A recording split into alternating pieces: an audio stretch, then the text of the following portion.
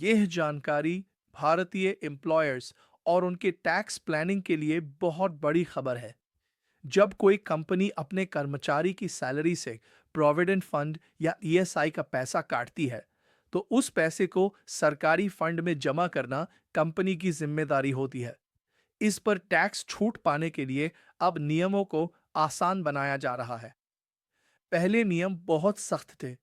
अगर पीएफ जमा करने की आखिरी तारीख महीने की 15 तारीख है और कंपनी ने 16 तारीख सिर्फ एक दिन की देरी को पैसा जमा किया, तो कंपनी उस पैसे पर टैक्स डिडक्शन का दावा नहीं कर सकती थी। सरकार उस पैसे को कंपनी की कमाई मान लेती थी और उस पर टैक्स वसूलती थी। देरी होने पर यह टैक्स लाभ हमेशा के लिए खत्म हो जाता था। अब सरकार ने इस समय सीमा को रैशनलाइज बना दिया है।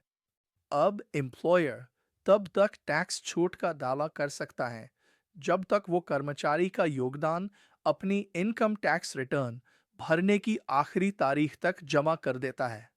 अब कंपनियों को 15 तारीख की छोटी सी चूक के लिए भारी टैक्स पेनल्टी नहीं भरनी होगी। उन्हें कैश फ्लो मैनेज करने के लिए ज्यादा समय मिल जाएगा।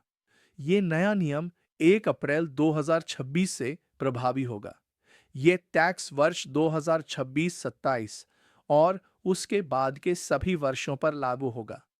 आसान शब्दों में कहे तो अब पीएफ ईएसआई जमा करने में कुछ दिनों की देरी होने पर भी कंपनी का टैक्स बेनिफिट नहीं डूबेगा, बशर्ते वो पैसा इनकम टैक्स रिटर्न भरने से पहले जमा कर दिया गया हो।